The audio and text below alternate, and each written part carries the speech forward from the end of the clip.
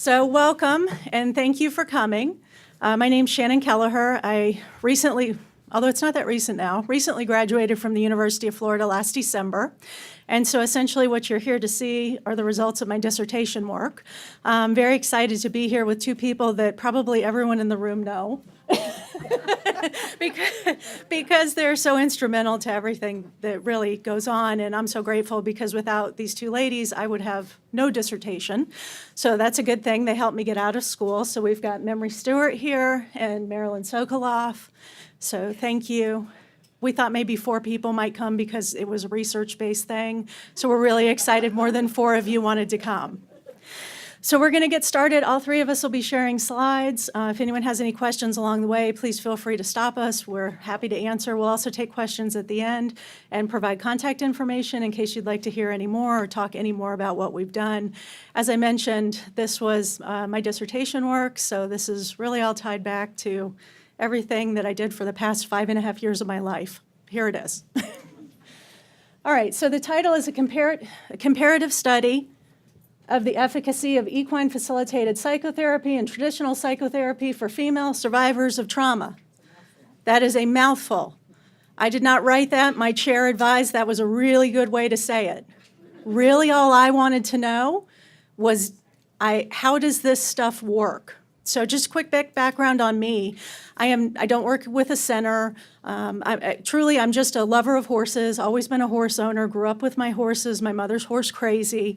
I was a teacher, so elementary school. Decided I would go back to school and get an MBA and charter a school. Ended up getting my own horse, which then caused me to realize I couldn't afford land in Cocoa Beach for a horse. It was really expensive, had a $500 horse and nowhere to live. Ended up in Gainesville, Florida, which is wonderful because this is how this all started. Went back to school, just finished my PhD in educational leadership. My real job is I'm the director of Parks and Recreation for the city of Frisco, Texas. Just got to Texas 3 months ago. Thank you. Everybody here is very social and likes to eat, so I'm loving it. I'm having the best time ever. The reason that I'm so passionate about this is, number 1, my love of horses. Number 2, I know it works. And not to be skewed going in, but I know it works. Because when I have a really bad day, I go out there and the horses are who make me feel better. The third part is my mom is a nurse, and she works on the insurance side of things. And so in discussion about this, I've heard time and time again about how do you code this, and you can't code that, and how do we get funding, and how do we do all of these different pieces. And I approached the university and said, well, can I just do research on this? Luckily, someone knew Marilyn, and here we go. So here's our agenda for today. We've tried to break it up into meaningful parts. We have an introduction to the study. We'll look at the research methodology. We'll look at the implications of the study after we look at the results, recommendations for research, and then, of course, questions. So introduction to the study. This is one thing that I feel really strongly about, and so I want to say thank you to all of you that actually do this work. As I mentioned, I'm trying to contribute in my own way because I know that it's meaningful work, and I know how hard the work is. Leadership is the capacity to translate vision into reality. I got invited to go to a dinner last night with actually a wonderful group of women, many of whom are in the room today, and one of the things that I heard them say again and again was, this was just our vision. This is what we wanted to see happen. We knew that this stuff worked, but we needed to really make it an integral part of what people were doing. And so really the ability to be leaders, especially as women, and to push this forward is very, very important. No offense to the men in the room. One of the other things that came up at dinner last night that I did just want to say, and I get no kickback from this, I can assure you, there's a very good book out there called Lean In. It's by Sheryl Sandberg. Yes, anybody read that book? If you haven't read the book, read the book, especially if you're running your own business or your own organization or you think you want to. It really talks about the focus of how powerful we are as women, and yet we're often trained to take a step back or not officially ask for what we want. And we want more. We want research, we want funding, we want our centers to be successful. We want more, and we can't be afraid to say it. So the statement of the problem going in, of course, there were issues. So coming in as an outsider, I saw issues. I heard issues as I started to talking with different people. They said there's not enough research. Even if there is research, it's done at places where we're not sure where it was done. We have no idea how they did it, so we couldn't replicate it. None of it's published, or if it's published, it's not in peer-reviewed journals, and that is a very important piece of this. You have to be able to do the research. It needs to be in a peer-reviewed journal, because truly that's where your credibility comes from. As I got a little further into it, so for me it's new vocabulary, it's a new language, and one of the things that I realized was there's really not a unifying framework out there. As I started to look across the state, across the country, across the world, and it's not to say, because I do understand the work, I have worked as a volunteer in a program, not while I was collecting the data. I know that it has to be individualized. I know that things happen on the spur of the moment, and you have to be able to react to that and make adjustments. So it's not like other industries, say, where we're going to repair somebody's heart, where essentially, for the most part, you're going to get trained to do steps 1 through 10, and that's what you're not going to get in there and start deviating. This is different because this is reactionary in many ways, because you don't know what's going to happen when you're out there. It's challenging because when you look at it from a research standpoint, because there's not a unified terminology or set of terms that people use, it's difficult for people to give credibility to the fact that the research is the same, because they come back often and say, how do you even know you measured the same thing? Good morning, everyone. I am Marilyn Sokoloff. I'm a licensed psychologist. I'm a certified therapeutic riding instructor. I'm an equine specialist in mental health and learning. I'm one of the faculty for the Equine Specialist in Mental Health and Learning Workshop and Certification Skills Test. I sit on the Scientific Review Committee for the international organization HEDI, and I am Clinical Director of Horse and Power, which is the program where this research took place. And we were so grateful to find Shannon, who was first a volunteer with us, and then also interested in doing research in this area, because as everyone in this room knows, that is the screaming need at this point, and that excuse me, that Shannon took it upon herself to say, well, looking at the reviews, the meta-analyses that are out there of the research, what are the weaknesses, what are the holes, and to really work hard to set this research study up in a way that plugged those holes. And so it was an arduous process, and we thank her for that.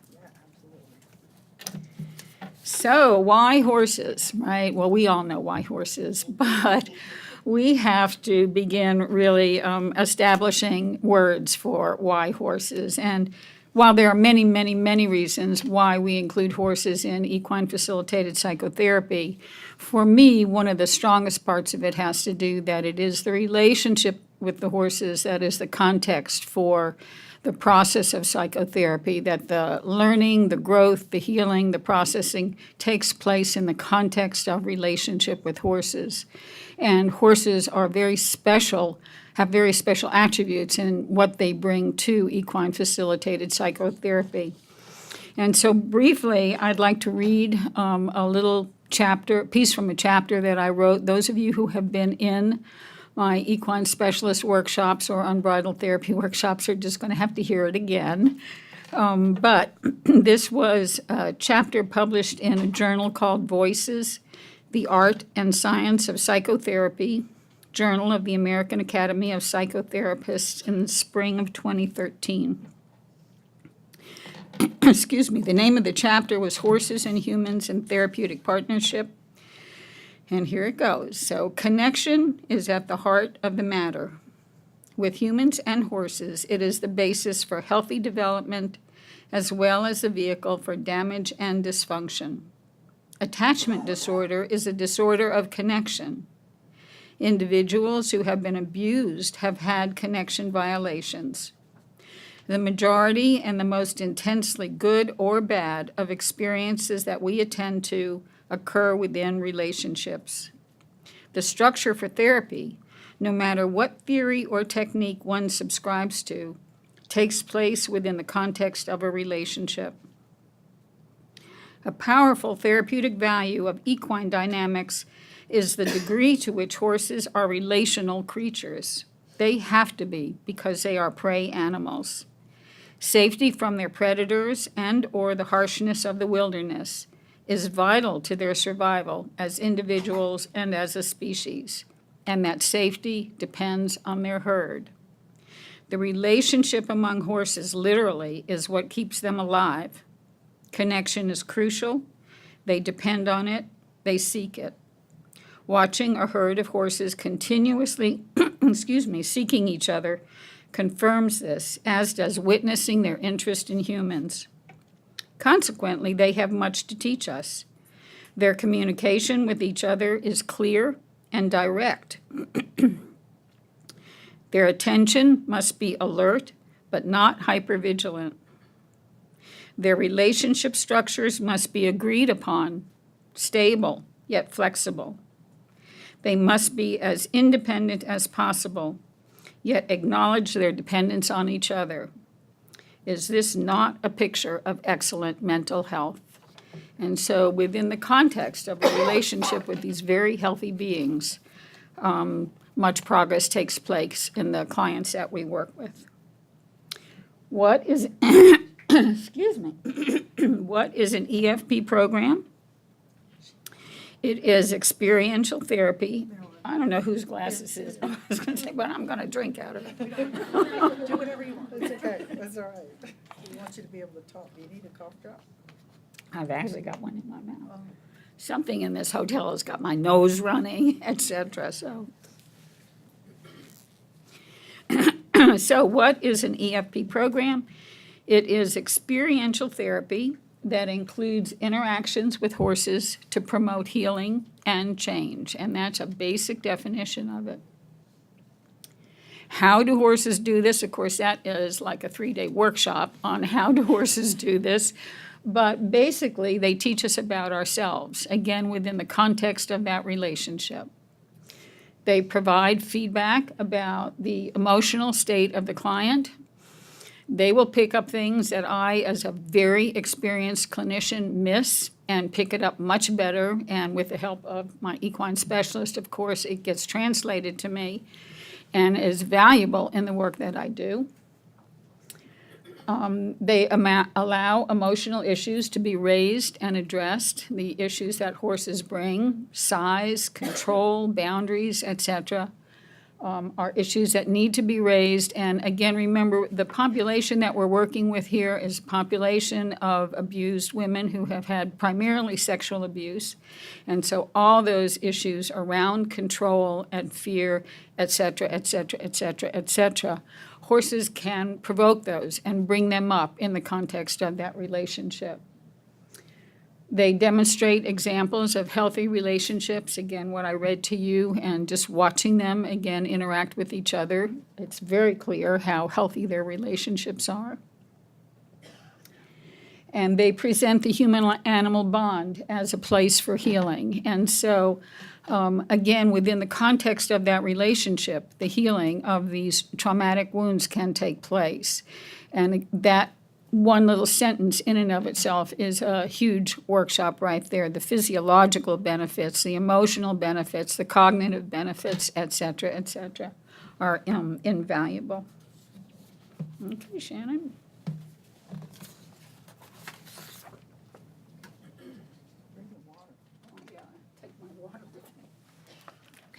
Okay, you're welcome. All right. So the purpose of the study, of course, everybody wants to know, the first thing you say, actually, I ran into a woman in the elevator.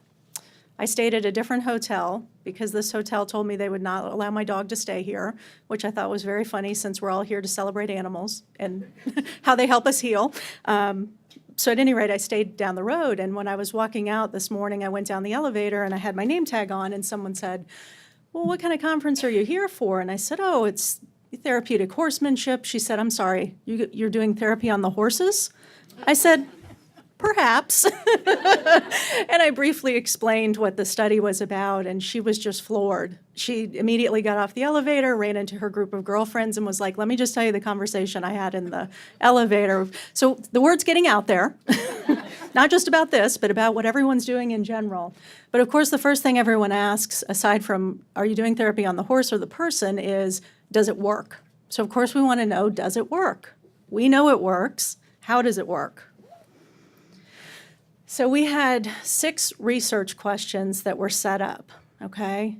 And all of these slides, so I apologize to all of you. I don't think I got them uploaded prior to the conference, but I will certainly share all of them in case you're interested in having a copy of this. So there were 6 research questions, and of course, we're looking for relationships. So it was a comparative study, and so we're looking for relationships. And the 6 things that we're really rating were self-disturbance, post-traumatic stress, which we referred to as trauma, externalization, somatization. That's always the tricky one. I said we should have left that one out because I wouldn't have to talk about it. Anxiety, and then depression. So those were our 6 areas of focus that we chose instruments to be able to measure.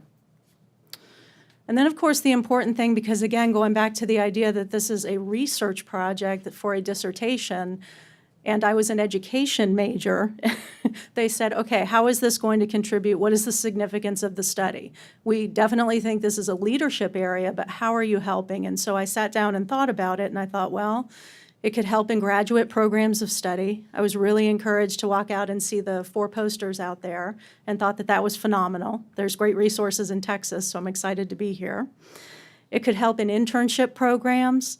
It could help trauma survivors themselves, because again, going back to what my mom kept saying to me is some of the insurance companies, you can definitely code it to, but the way you're coding it isn't exactly what you're doing. And then you have to wonder about ethics. That's a whole different conversation.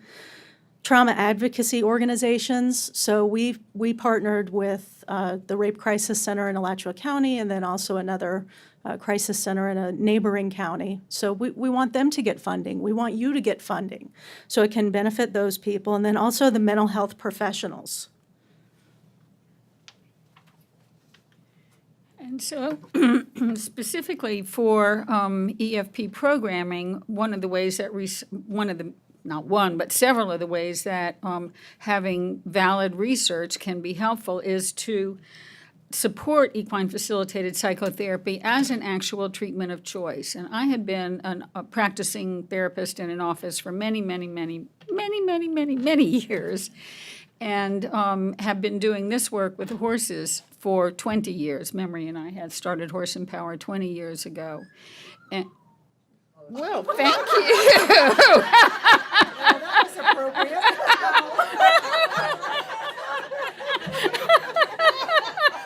Well, okay. Where was I?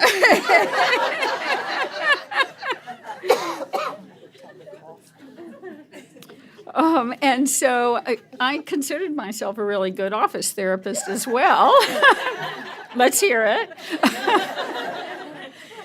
But as more and more time went by in terms of spending more and more time at the barn and evaluating the people in my office and getting stuck at points in my office where I could say, you know what, I know this will be better treated at the barn. I know we'll be able to push through this issue, or I know that this piece will come up, or et cetera, that for me, I began realizing that EFP actually is a treatment of choice. Now, again, I'm a lone voice, right? I mean, I have friends in the business, et cetera, and them listening to my stories certainly enhanced their willingness to refer their clients because they got it and said, yeah, I really think if I refer this person that I'm working with to you, either adjunct to what I'm doing or just turn them over to you, that this is a treatment of choice. I've seen it work, and I really believe in it as well. But it has to be broader than that. And again, as we all do keep coming back to, the need for research to validate that is so important, and to prove it to the all the other referral populations, medical, mental health, et cetera. Hopefully this research will support programming that you can feel more confident about developing a program, an EFP program in your center, of course, according to all the past standards, but that you develop one and that you say, there's validity for this. I know that this works because the research is beginning to show that it actually works. And that's what I need to demonstrate to all the people who might be involved in me setting up a program. To encourage funding, we know about that. and to educate boards, communities, and non-EFP programs that there are a number of therapeutic riding programs who are saying now, this is really something I want to have in my program. I need to convince my board that this is something we need to add to it. And the boards are saying, where's the data? Show me the data. Communities as well, when you're trying to go out and advertise, or say a mother calls you and says, I have a child who has this particular problem. I've heard some things about this, but can you tell me that you know it works? And we can't really say we know it works until we actually have the data behind us. We can say what we have experienced and what we have witnessed, but we can't really convince the world unless we have the numbers behind it. I think somebody else is up. Yeah. All right, so we'll look at the methodology. And one of the things I will tag on to what Marilyn just said is when I decided that this is what I wanted to do and had great support, not only from Memory in Maryland, but the College of Education at the University of Florida and the College of Animal Sciences, which if any of you work at a university, often there are not easy bridges to other colleges. But the fact they were willing to put it all together was amazing. So then I had to find the funding to be able to do it. Well, in applying for things, there's one organization I won't name, but that stands out, and it's a women's organization. And I thought, surely they're going to, even if they give us $500, they surely will. And they wrote me a very nice letter back and said, well, unfortunately, because there's not data to support it, we really only focus on the women after this has happened to them. I thought, now that's great. So I don't think that's a good approach. I think we'd rather be preventative, but... So our research design. So the number one thing that was pointed out to me, one of the women on my chair, professors on my chair, was a specialist in statistics. And so one of the things she said to me in reviewing research with me, she said, one of the biggest problems is there is no random sampling. You already have people built in, you have schools you work with, you go get the people, you bring them. You put them in the program and then you measure.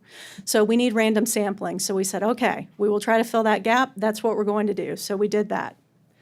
We had treatment and control groups, of course, and we measured both pre and post-test changes. We had our 6 dependent variables, and then, of course, the independent variable was the therapeutic approach that we used. And then, of course, we had to set a statistical significance, which is, we picked the good old common one. So our participants were all female trauma survivors. They were referred or self-seeking. Most of them were self-seeking. There were 19 women screened. 4 women did not get chosen, just for various reasons. 5 were assigned to the treatment group. Of the 5, and I know these numbers are small, I will sidebar by saying this is another challenge. When you can't find funding to do a project and you're working with centers that say only have X number of horses and there are only X number of women, because most of the women coming through here, if they weren't subsidized, were paying themselves, which just blew me away. Of the 5 women that were assigned to our treatment group, though, 4 completed the session, so 80%. If you compare that to the 10 that were assigned to the control group, only 5 of them completed their sessions. So by far more of them dropped out.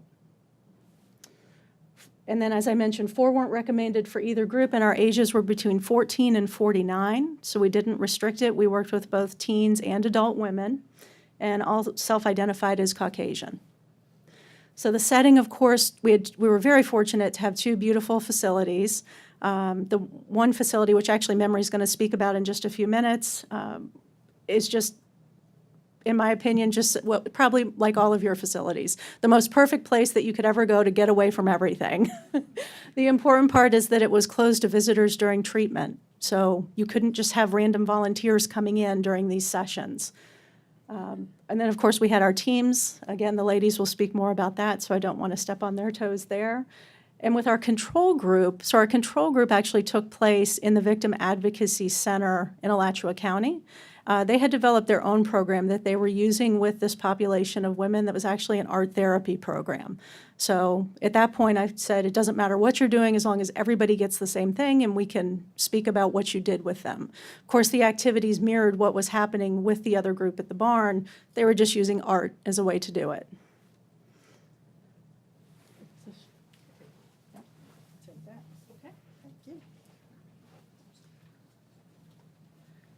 This is sort of like fruit basket turnover here. It's really great to see all of you guys here. As Shannon said, we thought we might have a small handful of our friends here to support us. And to see this many people interested in research is wonderful. My name is Memory Stewart. I am the equine specialist member of the Horse and Power team, and I'm also the program director, and I'm also a therapeutic riding instructor. And just to elaborate a little bit more on what Shannon was just saying, our Horse and Power consists of Marilyn, a psychologist, and me as the equine specialist. And we also work with volunteers. So during the course of this, we had one volunteer per client, and their commitment to us is that they commit for the entire program, that they will be there. So the clients can always know that they will have the same volunteer there throughout. You know, that barring some sort of emergency. I think we did pretty well through this study. Oops, back up. I didn't realize that we were already there. So the partners, our referring partners, 2 organizations. We are down in Gainesville and Ocala. You know, Ocala is the horse capital of the universe, unless you are from Kentucky. And you might think it's Lexington, but Ocala begs to differ. One of our groups was in Alachua County, which is around the Gainesville area. That is the Alachua County Victim Services and Rape Crisis Center. It's a county agency, and some of the money they use for this program is retribution money, which I think is very interesting. The Ocala agency is Domestic Violence Shelter in Marion County, which is Ocala, the Ocala area. The facilities, as Shannon said, we're so lucky to work with these beautiful facilities in Florida with wonderful green grass, and we're not usually as fancy as as Lexington with the white fences, but we do have 2 really bucolic settings, and they're both very private. In one of the centers, we actually lock the outside gate so no one can come in, and the other center is very rural, and very few people happen by. So it is a very private setting. One is Horses Helping People. It's a not-for-profit therapeutic riding facility in Archer, and it is a PATH member center, not a PAC, but a member center. Marion Therapeutic Riding Association is a PATH PAC, a premier accredited center in Ocala. And then, of course, the equine-facilitated psychotherapy company is Horse and Power, Inc., an equine-facilitated psychotherapy program. And I think I was supposed to, make this go forward to show you. That's what Hope looks like. It's a wonderful place. And MTRA, we didn't actually have a picture of the center, but there's their logo. And of course, this is Horse and Power, and we are also a PATH member center. So all of our work was done within PATH standards. Who's next? There you go. Thank you. Oops. So for the therapeutic treatment approaches, we did an 8-week treatment plan for the treatment program. Our sessions met once a week for 2 hours. And the structure of it is that it was a combination of therapy oriented group processing mixed in with equine-based therapeutic activities that we would then come back and forth and discuss. Oh, here, I've got one. I have 2 slides here, real quick. Oh, you didn't finish? Oh, okay, go ahead. I'm sorry, it's not my turn. Keep her down. We didn't get to practice. We're just dancing. That's what we're doing up here. So I did want to mention, there are a lot of challenges collecting information. So with this particular group of people, one of the challenging pieces is that you have to understand that these were women that were abused in some way. So often they're hiding, literally hiding from their abusers. And so part of the challenge to this was being able to keep them coming back, because although the barns were very secluded and rural. Their home life, often they were moving from place to place to place or from shelter to shelter. And so that became a very big challenge with this particular demographic. The in-office group, we were able to get 5 weeks out of them. So we do understand that that's a challenge, and so that possibly could be a dilution of that therapy. But again, when you're doing research, it's not perfect. And so you have to take what you get and use what you have. So we were able to get 5 weeks in, and as I mentioned, it was an art program that the center had developed themselves. Right. So again, we had group therapy mixed with horse activities. We have had a therapeutic lesson plan, a treatment protocol for the entire program. That's one of the things we have anyway. It should not come as a surprise to you, but that it was also required for IRB approval. They wanted to see exactly what we were going to be doing. And again, the staffing included a mental health professional, equine specialist, and 1 volunteer per client. Go ahead and do the 2 pictures. Okay. You're up there. So this is just a picture of some of our volunteers and our wonderful therapeutic partners at Hope.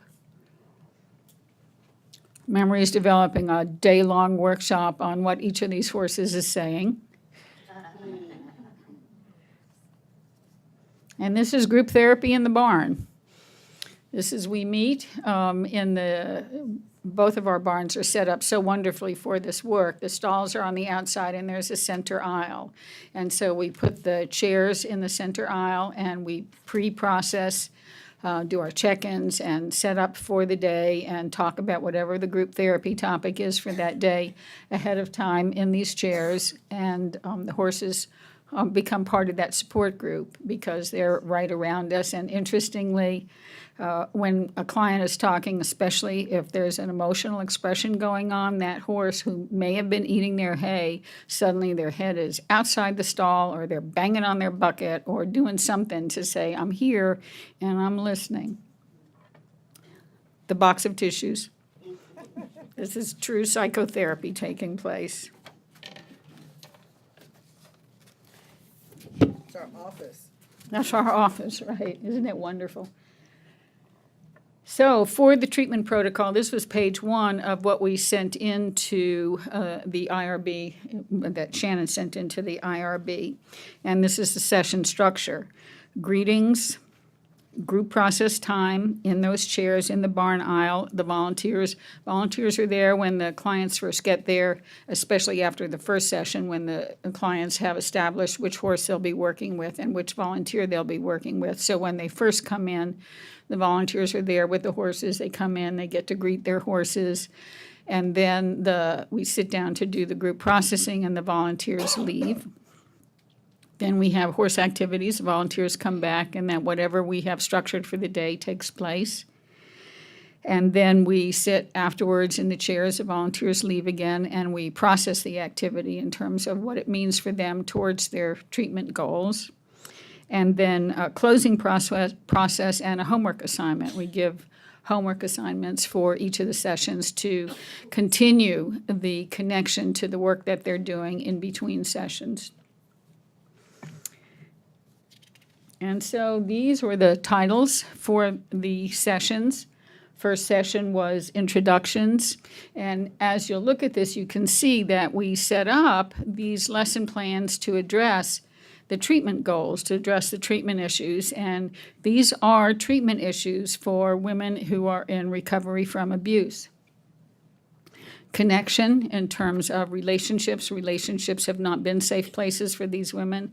And so establishing connection in this safe environment with our very relational horses is a huge part of the treatment program. So session 2 is about connection.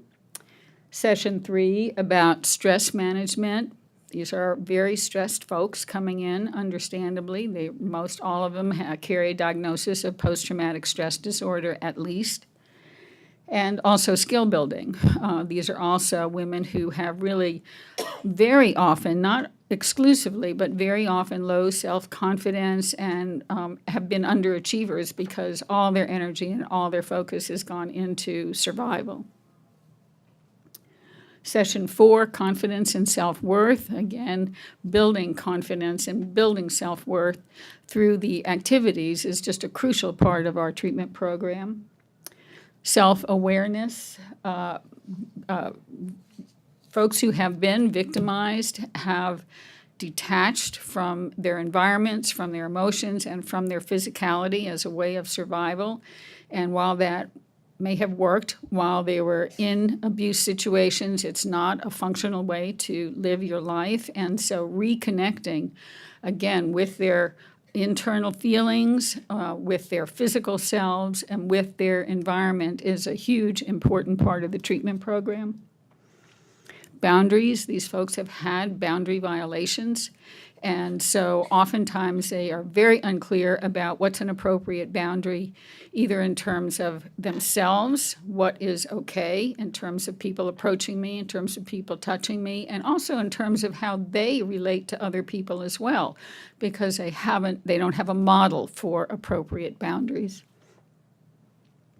Assertiveness. These are folks who if they have asserted themselves in their abusive relationships, oftentimes that accelerates the abuse. And so feeling like it's okay to speak up for oneself, to ask for what one wants, to lean in is not something that they've been successful with. And so that, again, is part of our treatment goal. Excuse me. And then our final session, transition out. And again, this is a really, really important session. One of the things we do in this session, of course, one of the first things that we do in processing in the very first session is I ask them, what is it that you want to get out of this experience? Tell me 3 things that you're working on that you want help with. And in their last session, I say, okay, how far did you get with this? And I realized after our research meeting yesterday that I have 20 years of documentation. I wish I had developed a Likert scale, because there it is in terms of what I hope to get out of it and what I'm actually walking away with. And those are very, very powerful sessions. Also, these folks have now built successful relationships and they're having to leave them. And so the process of transitioning out, saying goodbye in healthy ways. We provide transitional objects. We have a closing ceremony and provide transitional objects, often a lock of a mane or tail. We do pictures with their permission throughout, and the pictures are only of them and their horse, or them and their horse and their volunteer for confidentiality. And so they get a whole stack of these pictures at the end, with one in a very special frame, the one we like the best, in a very special frame, et cetera, et cetera. And the volunteers often also will bring in little gifts for them to take with them, again, as transitional objects that they can go to and say, oh, yes, I remember that feeling. Oh, yes, this is what I've been doing. And so we're not going to be able to give you a complete description of all the activities that we did in all the sessions, but I will describe one session for you. And this is session 6, boundaries, and this is how the treatment protocol is written. The goals: to process client history of boundary violations and resulting effects, i.e. dissociation from physical, emotional self, fear of assertiveness, continuing patterns of choosing violators, etc. To reinforce self-awareness, to teach setting appropriate boundaries and encourage assertiveness. And then a description of 2 parts of the activities. One is the process activity, which is a voluntary discussion for the clients if they would like to reveal some of the histories where boundaries have been violated, and a discussion of the continuum about how do you set boundaries either passively, aggressively, neither of which are really very effective, certainly not with horses and not with people either, or assertively. And so we have several horse activities involved in that session, but 2 of them is observation in a paddock of the small herd, boundary setting with each other, horses that have been turned out with each other, and set this exercise up safely for the horses. But you will see boundary setting, and it's a great teaching tool, teaching exercise. And in the stall, one-to-one, practice creating boundaries with the horse by moving a horse backward, moving a horse forward, asking the horse to move a shoulder over, etc. And then the homework for that session is passive, assertive, aggressive, what am I? And so that during the week, they are to think about how do they set boundaries themselves and where would they like to get with that.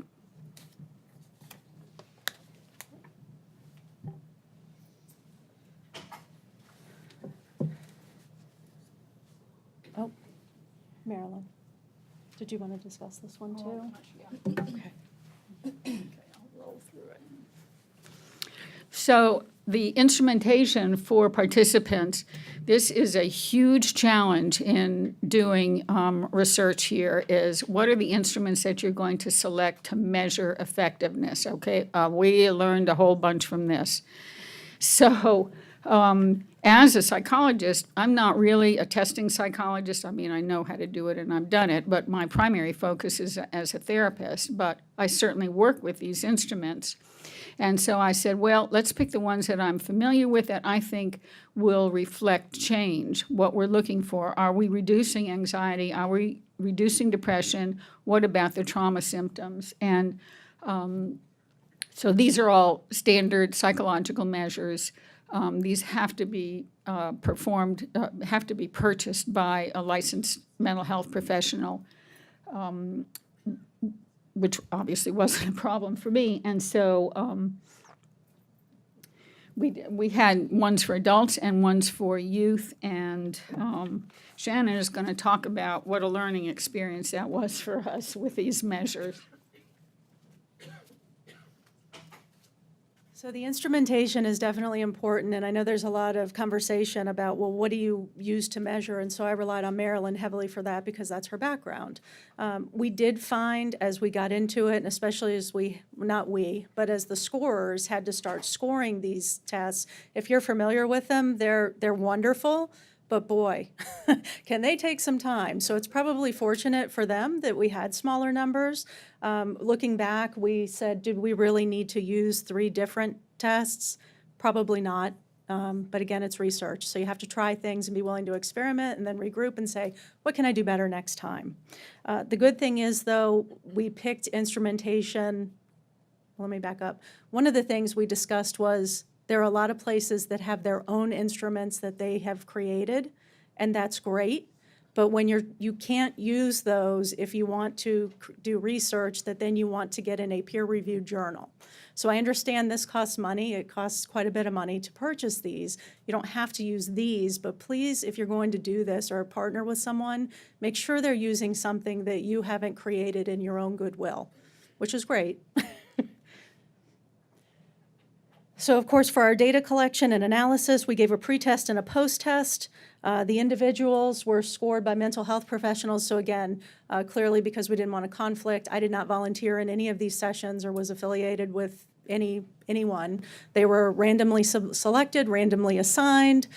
So I had no idea who was who, which was perfect. We also chose, because we had a small sample size, instead of just using a repeated measure t-test, which if you don't know what that is, it doesn't matter, we chose to use a different type of statistical analysis that really is set up to measure what's happening over a period of time instead of just a particular period of time. This works really well with this research if you have small numbers. So the results. So what did we find? So of course, going in as a student, you think that you're going to change the world in one research study. Doesn't always happen. But we did get some good information out of this, and we learned a lot along the way. So when we looked at self, we said there'll be, of course, everything we set up because we want to be able to disprove it or prove it. So we said there would be no difference in the rating of self-disturbance of female trauma survivors who participated in a program compared to those who participated in traditional office counseling. And I won't read all of them to you. They're all structured the same way.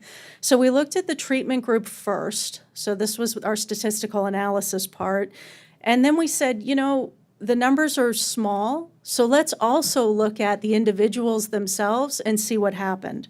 So as a group, as a treatment group, it wasn't statistically significant, although individually, if you look at that T-score, that standardized score, You want those to go down, and they did. So all of the women individually went down, one of them in a significant way. So although the group didn't, something was happening.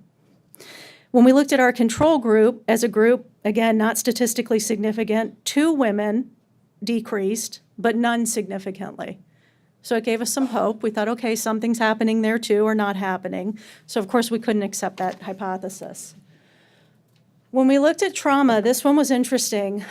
For me personally, my entire family, in one way or another, someone in every pair is a veteran.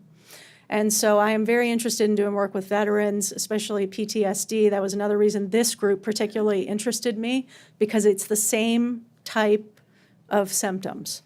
So trauma, this one was interesting. So as a group, it was a statistically significant change. All of the women decreased in T-score in the treatment group, and one was statistically significant. And then for our control group, there wasn't a statistical significant change. 4 of the women did decrease, again, one significantly. But this one, trauma, of the 6 that we measured, this was the one that really showed the most hope.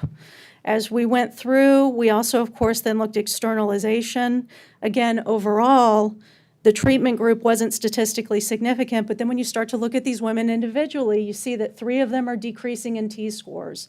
4 of them in the control group were also decreasing. But the interesting part is, as those T-scores were changing, you'll see consistently through the study, the only ones that were statistically significantly changing were in our treatment group. So although there may have been changes in the control group, they didn't show significance. We again measured, so through the testing, it was called SOMA, referred to as SOMA. Again, as a group, neither group was statistically significant. 1 of the women decreased in the treatment group, 3 of the women in the control group. Again, couldn't accept our hypothesis. Our hypothesis failed to be rejected. And then the last one we looked at was anxiety. Oh, sorry, almost the last one we looked at. We looked at anxiety. As a group, our treatment group wasn't statistically significant, but 3 of our women moved to a lower category of anxiety, so something was happening. 1 woman stayed the same. In our treatment, or in our control group, as a group, they weren't statistically significant, but 2 of the women moved to a lower category, and 3 of the women stayed the same. When we looked at depression, our treatment group, not statistically significant as a group, but again, 2 women moved to a lower category, 2 women stayed the same. 2 women in our control group also moved to a lower category, and 3 of the women stayed the same. So our trauma went down significantly for the treatment group, but not for the control group. And changes to the individuals in each group for each factor measured were notable, but not all of them were significant, statistically significant, which is okay. It gave us a place to start from. We see something's happening. We need to do more testing. We need funding. We need larger groups of people to work with. We need more horses. We need the ability to maintain standardization to some extent so that we can make sure that the programs that we're measuring at least are similar to each other. And I know that it was a lot of work for these 2 ladies to be able to work with different centers and work with different clients. And literally, they were all over the place trying to help me, getting the proper instrumentation that we needed, putting in tons and tons of, obviously, unpaid hours, trying to help me get this together. You have to have a great partner like that to make this work. So although the changes, this was something that my professor of research and evaluation methods pointed out, because when I got the results back, I said, well, something's happening. I mean, it's good. And she said, well, you can't expect that every research project that you do is going to come back and all of a sudden it's life-changing and Coca-Cola writes you a $6 million check. I said, oh, okay. I didn't think that was going to happen, but that would have been fantastic. But she said, here are some things to think about. She said, so it's possible that the women who showed significant change could have been unique in some regard, because again, they were all coming from abuse, but from different types and different backgrounds. This goes back to the instrumentation. It could have been that the instrument used to measure changes related to each factor weren't sensitive enough to measure the subtle changes that the women experienced. I don't mean this negatively, but one of the discussions that we had that was very interesting to me at the university was the fact that all of the test materials that we utilized were developed by men. Just throw that out there. The treatment duration was not long. It could be possible that the treatment duration was not long enough and result to the measurable change, or that other modes of inquiry could have revealed changes that the participants perceived they had experienced. And of course, what I mean by that is typically what you see in this type of research. You see a lot of anecdotal. This is what I saw, this is how I felt, this is how I think that it worked, and that's great. We purposely, looking at the gaps, chose not to do that and just focused strictly on quantitative data. But in looking back, had we collected the other side as well, we could have had even possibly more impact in some of the areas. So that's something that we would change for next time. Okay.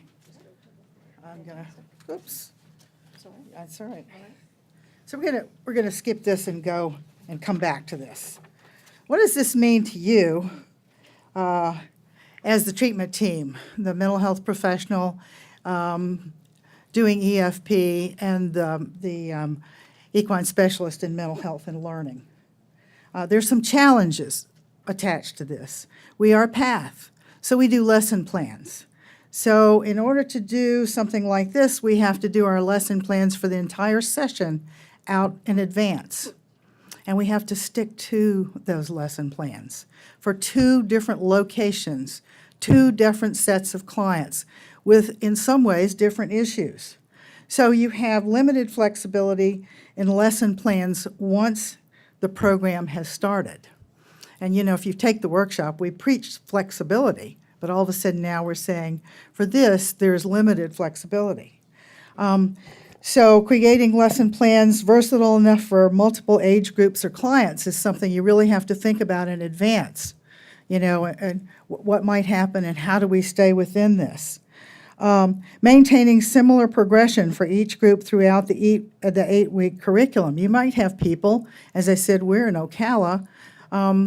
There, we often have people come to us who have a lot of horse experience. So you may have a group of 5 where 2 have lots of horse experience and they go fast. So you have to have built in some more into each lesson plan so that they have enough challenges in that particular lesson to keep them busy and keep them on the same page with the rest of your group. So they're still having challenges. And ensuring all clients participate in all facets of the curriculum, even if they miss a day. How do you do catch-up to make sure that it doesn't skew your research because they haven't had that piece? You have to think about that. How will you add that in and not stop the others at the same time because you have 8 weeks and you want to meet all of the curriculum? And then ensuring each group finishes the entire 8-week curriculum, including each lesson and your final. So some suggestions that we put in here for you to think about in advance is develop your lesson plans or curriculum with enough depth for all ages and all experience levels. Really think that through. Think, okay, one of my groups might be young people, and they always want to go faster, or some might be really afraid and not want to move along at all. And with your adults, often they slow it way down because they want to do more talk time. Secondly, ensure enough staff or volunteers to allow for some individual remedial or catch-up work for each client during daily sessions. So if you have horse-savvy volunteers, you might be able to have that person sort of individually coach somebody through our client through a grooming session with your help without slowing the rest of the group down. Just some things that we learned from this. Okay, all right. Then I get to do this. This is fun. These are some things that they told us on the last day when we asked, what did you get out of this? So say what you mean and stick to it.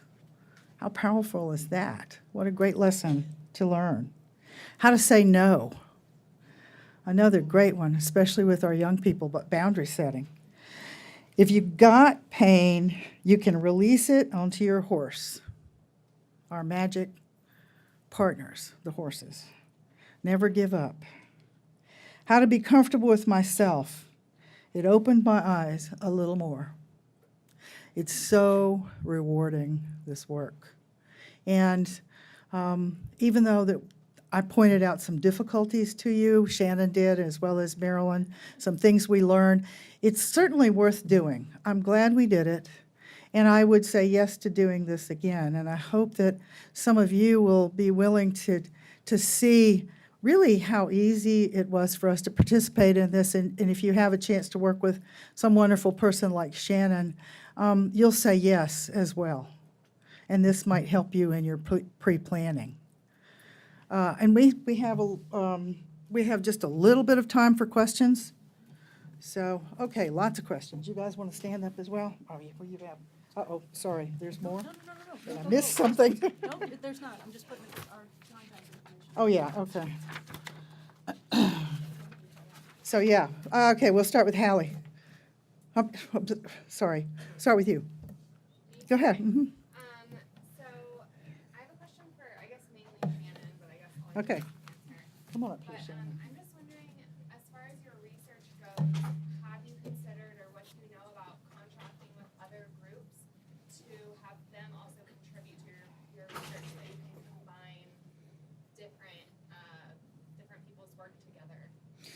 So that's one of the things that we're trying to figure out. For this, the reason that we, sorry. Oh, I'm sorry, repeat the question. Okay, so the question was, I'm sorry, to paraphrase, was have we thought about or have we considered trying to contract with other centers or other groups so that they can be included in the work?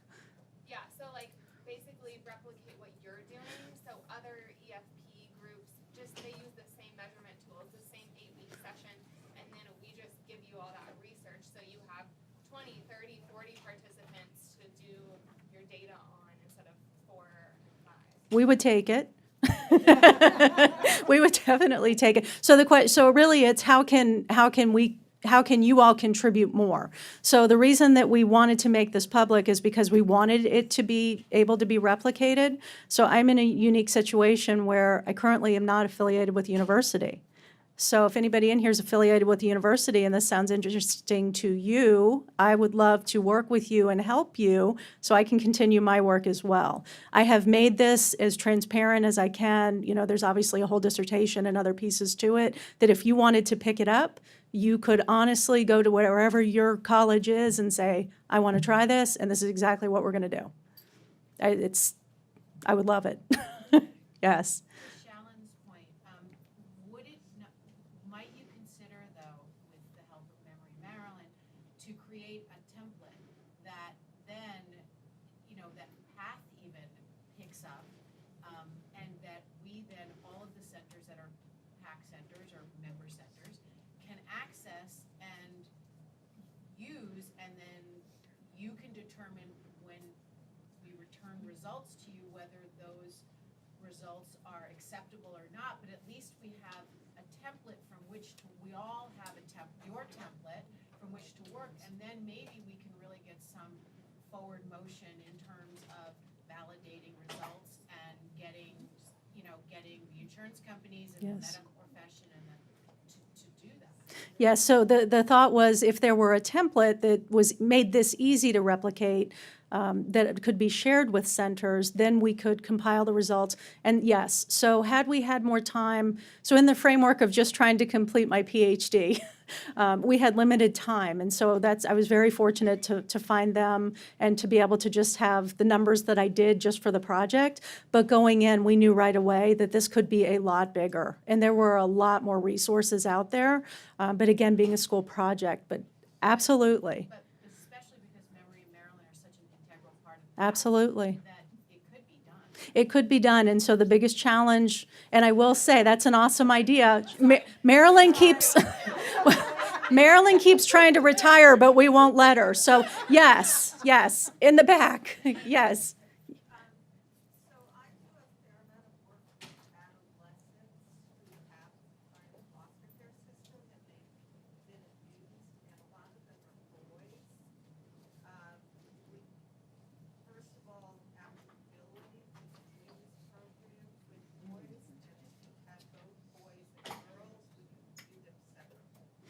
So we considered that. So the thought was that she works with adolescents from the foster care system, but mainly boys who have been abused. We purposely kept this to all women, but I will tell you all the testing instruments that we used can be used for either. So for this study, we just tried, because of the funding and the association with the center, that's why we chose that. Yeah, and we have worked with boys before. Those were just treatment ones. This is the only research one that we were involved in. And so, that would be a factor in your independent variables about that you want to maybe look at statistical differences, but that you could include them in the same groups. Yes, I think over here. Follow up on what you were saying about collecting the data and then letting you use it whenever you want to. Unfortunately, that won't work. That the IRB has to be in place prior to collecting the data. So if you collect the data at your facility using an in-flight, we cannot use it as researchers because it hasn't been IRB approved prior to that. So that would be a stumbling block in doing that. But collaborating ahead of time, Right. running it through the IRB, making sure all the pieces are in place, then we can utilize the data. Otherwise, it's good information, but it has to stay with your center. It can't go beyond that. Right, and so here's the good news. The chair of my committee at the University of Florida has committed to continuing to work with me. And so she would be the lead investigator, I'd be the co, and so we could get it through the IRB and use the data that we collect. So yes, that's great. And if there's any Texas colleges, that's still up to, okay?